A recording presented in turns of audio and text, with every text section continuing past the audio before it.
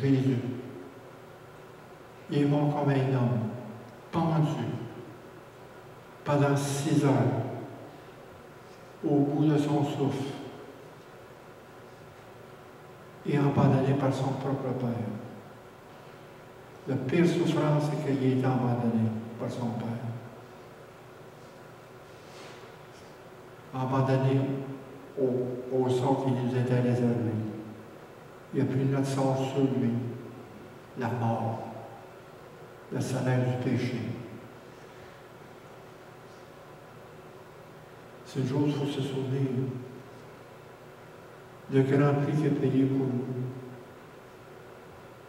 pour nous délivrer du péché.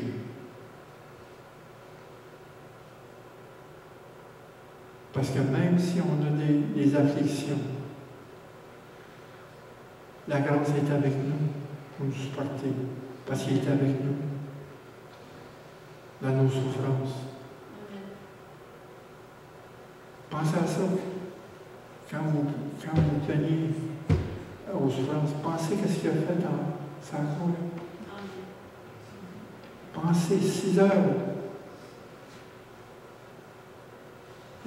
Les mains percées, les pieds percés, transpercés.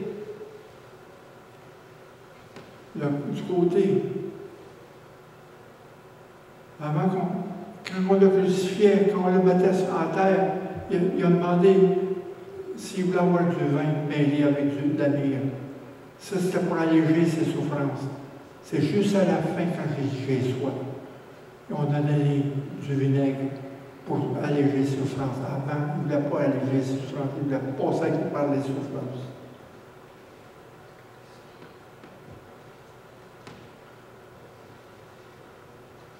Parce que nos souffrances, ce sont des douleurs. Et nos souffrances et nos douleurs sont les conséquences du péché. Regardez dans Genèse, chapitre 3, verset 16.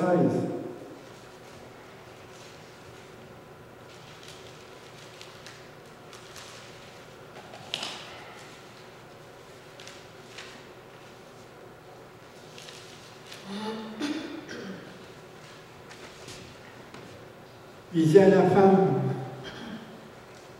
j'ai augmenté la souffrance de tes grossesses, et tu enfanteras avec douleur, et tes désirs se porteront sur toi ton mari, mais il te dominera sur toi. Après ça, au verset 17, il dit à l'homme, puisque tu as écouté la voix de ta femme, et que tu as mangé de l'arbre au sujet duquel que j'avais donné cet ordre, tu n'en mangeras point. Le sol sera maudit à cause de toi. C'est à force de peine que tu rentiras ta nourriture tous les jours de ta vie. Il te produira des épines et des ronces et tu mangeras de l'herbe des champs.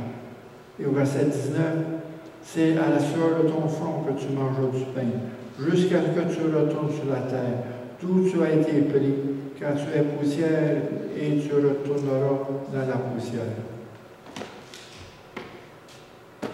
Les conséquences du péché, toutes nos douleurs, toutes nos souffrances, nos maladies, la mort, c'est une conséquence du péché. Les guerres, c'est une conséquence du péché. La violence, c'est une conséquence du péché. Toutes les conséquences du péché.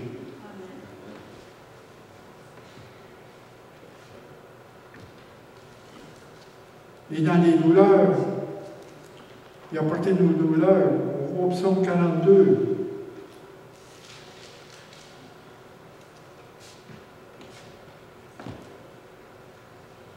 Quand on parle des douleurs et des tribulations de notre âme, il dit comme une biche soupire après des courants d'eau, moi ici mon âme soupire après toi, ô Dieu. Mon âme a soif de Dieu et du Dieu vivant. Quand irai-je ou je paîtrai-je devant la face de Dieu? Mes larmes sont ma nourriture jour et nuit, pendant qu'il me dit sans cesse, où est ton Dieu? Et au verset 7, il dit, mon âme est abattue au-dedans de moi. Aussi, c'est à toi que je pense. nos tribulations, nos peines, nos difficultés, nos douleurs. Tout ça est dans l'ombre. Mais Jésus a apporté la paix. Il a apporté la guérison. Tout ça, c'est par sa mort. Dans Isaïe 61, versets 1, 2 et 3, l'Esprit du Seigneur, l'Éternel est sur moi, car l'Éternel m'a envoyé pour porter des bonnes nouvelles aux malheureux. Il m'a envoyé pour guérir ceux qui ont le cœur brisé, pour proclamer aux captifs la liberté et aux prisonniers la délivrance, pour publier une année de grâce de l'Éternel, un jour de vengeance de notre Dieu pour consoler les affligés. Oui, et il a envoyé pour guérir les cœurs brisés. Il a porté nos douleurs sur la croix et nos souffrances. C'est par là qu'il vient en aide avec nous. Parce qu'il a porté ça sur la croix.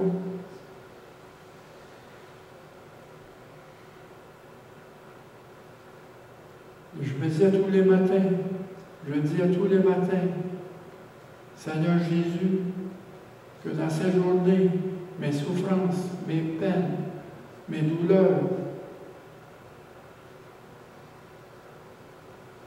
les épreuves, les tribulations qu'elles sont accompagnées par ton amour, soient une source de prière,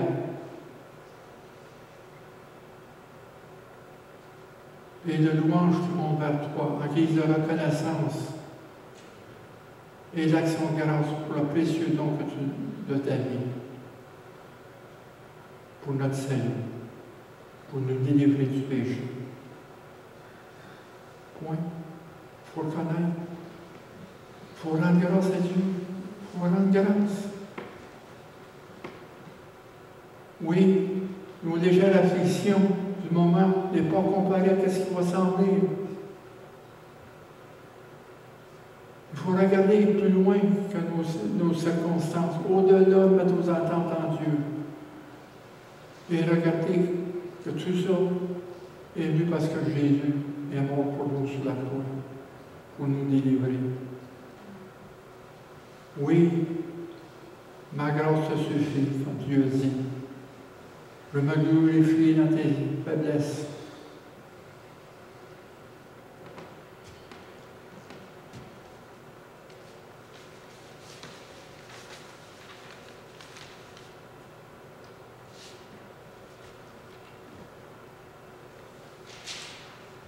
Et ici au verset 5, il dit, mais il était blessé pour nos péchés, brisé pour nos iniquités. Et au verset 10, en bas, il a plu à l'Éternel de le briser par la souffrance. Par sa colère, il s'est tourné vers lui.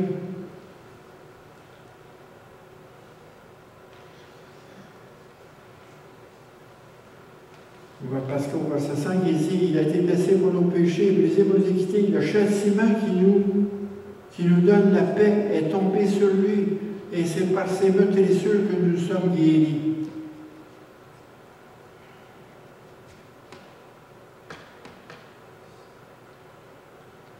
Oui, c'est pour nous iniquités. Parce qu'au verset 8, il était enlevé par l'angoisse et le châtiment. Cette angoisse de Jésus a commencé dans le jardin de Gethsémani. On voit ça dans Marc 14, il décrit bien Jésus quand il est arrivé là. Il est à ses disciples. On va prier. Il s'est éloigné de ses disciples. Il est tombé face à terre. Puis dans Luc, il dit, il y avait des grumeaux de sang. L'angoisse qu'il y avait. Qu'est-ce qu'il y avait au ciel? Il a demandé au Père, éloigne-moi cette coupe.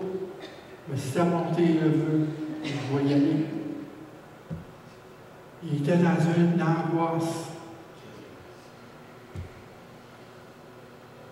C'est comme même encore là, cette angoisse-là, parce qu'il savait qu'il connaissait le châtiment qui était pour lui arriver.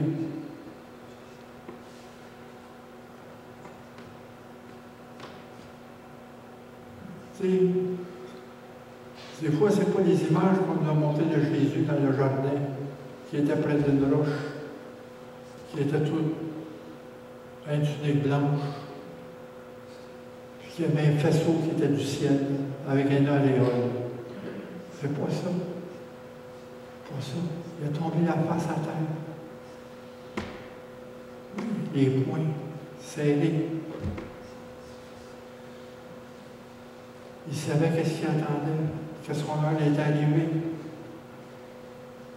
Il avait averti ses disciples depuis quelque temps que son heure était arrivée. Il était prêt. Il était brisé par l'angoisse, frappé de Dieu, humilié de Dieu. Il a pu être Dieu de brisé par la souffrance. C'est pour ça que son corps a été rompu pour nous sur la croix. Par les blessures et ses plaies. Son corps a été brisé, rompu. Avant de monter sur la croix, il était flagellé. Parce que Pilate l'a fait flageller. Il a été méprisé par les Romains. Ils ont craché dessus. Et le salut roi, ils ont mis un manteau de pourpre sur lui. Ils ont mis une tête, ils ont mis une couronne sur lui, une couronne d'épines. Ils l'ont dégradé complètement. Même si c'était un homme, c'est dégradant pour un homme de subir ces supplices-là. Déjà, le sacrifice il commençait là.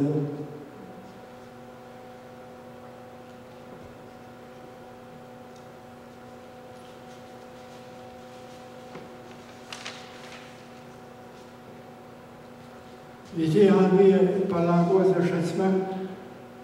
La première étape de la souffrance de Jésus, c'était les prémices physiques et spirituelles ont commencé au jardin, comme on a dit tout à l'heure.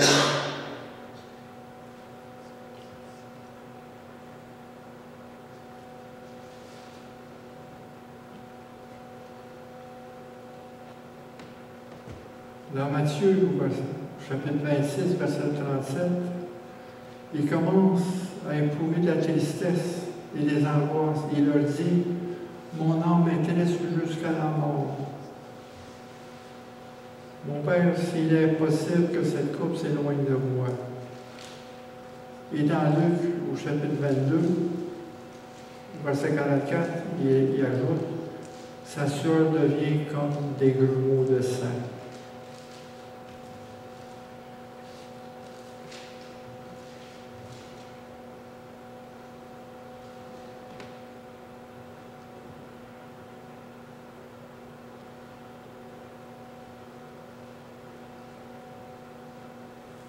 Puis qu'est-ce qu'il y a encore là, c'est qu'à la vue de son corps qui était brisé sur la croix, les principaux sacrificateurs avec les scribes et les anciens se moquaient de lui, ainsi que les soldats et les deux malfaiteurs.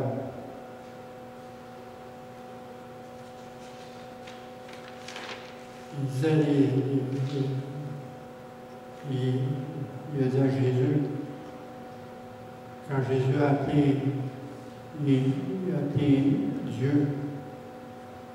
il a lâché un cri, mais il a dit à Jésus qu'il vienne de le délivrer de la croix. Parce que l'abandon de Dieu et les moqueries a été la plus grande souffrance que les souffrances physiques, l'abandon de son propre Père.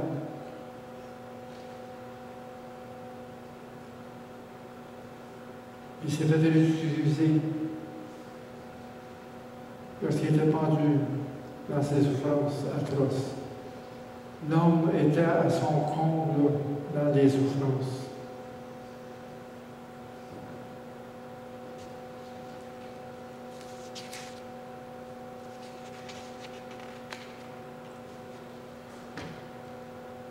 dans Jean 19, 28, 29, après que cela, Jésus savait que tout était consumé. Il dit afin que l'Écriture fût accomplie, j'ai soif.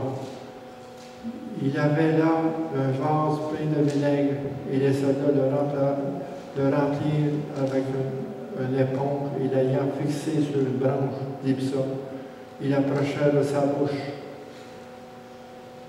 Jésus en avait assez, il est au bout, en tant qu'homme. Il ne fait plus prendre de plus, son visage était rempli de sang. Il serrait ses mains crispées sur la croix, ses mains étaient crispées.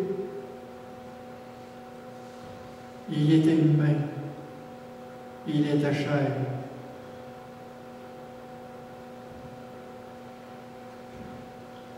C'est le Dieu incarné sur la croix. Ce n'est pas le Christ qui a soif, c'est l'homme, le charpentier de Nazareth. Ces paroles sont celles d'un homme à travers la divinité. Le vinaigre a atténué ses douleurs.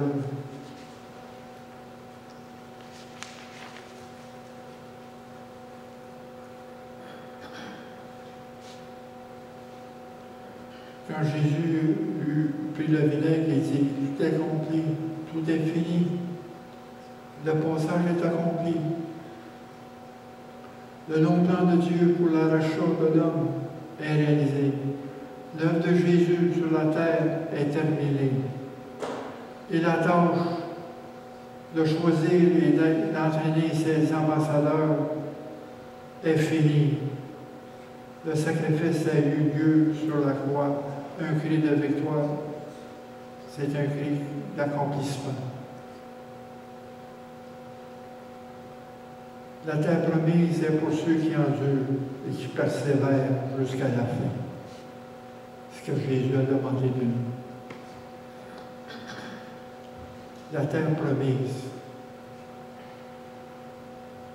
est pour ceux qui endurent et persévèrent jusqu'à la fin dans les afflictions. Si on suit les pas de Jésus, il faut souffrir. On est dans les souffrances.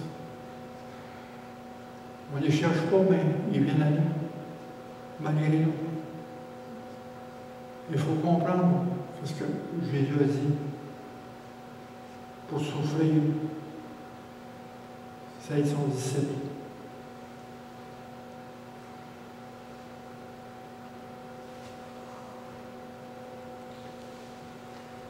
Dans Matthieu 10, verset 22, vous serez haïs de tous à cause de mon nom, mais celui qui persévérera jusqu'à la fin sera sauvé. Les souffrances du Messie accompliraient le dessein de Dieu et entraîneraient le salut de beaucoup d'hommes, tous ceux qui croyaient en lui, l'héritage pour le peuple de Dieu. C'est pour ça qu'il dit au verset 11, dans Isaïe 53, à cause du travail de son âme, il rassasiera ses regards. Par sa connaissance, mon serviteur juste justifiera beaucoup d'hommes.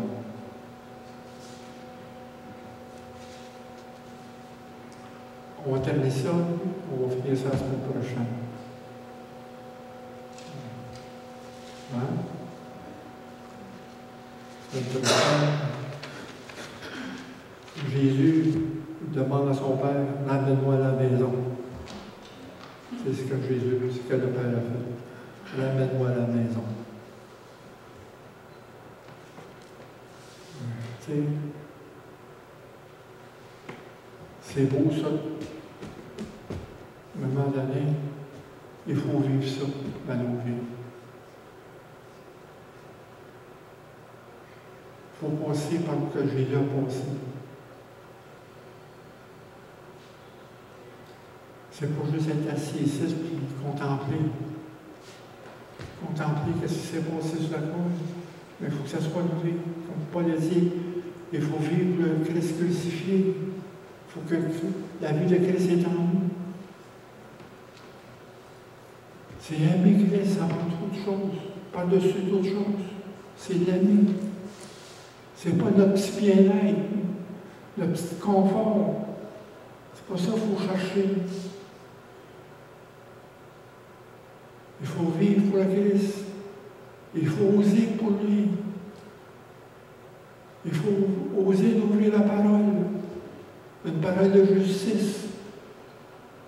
Là où il y a de la haine.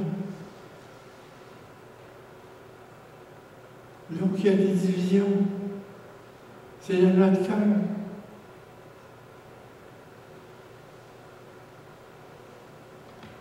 Seigneur, on te prie pour ces paroles s'éprouvent dans chacun de nous, Seigneur. Et que tu nous rendes ton témoignage vivant en nous. Oui, Seigneur Jésus, ton témoignage, le Christ crucifié et ressuscité. Alléluia. Éprouve-nous, éprouve chacun de nous.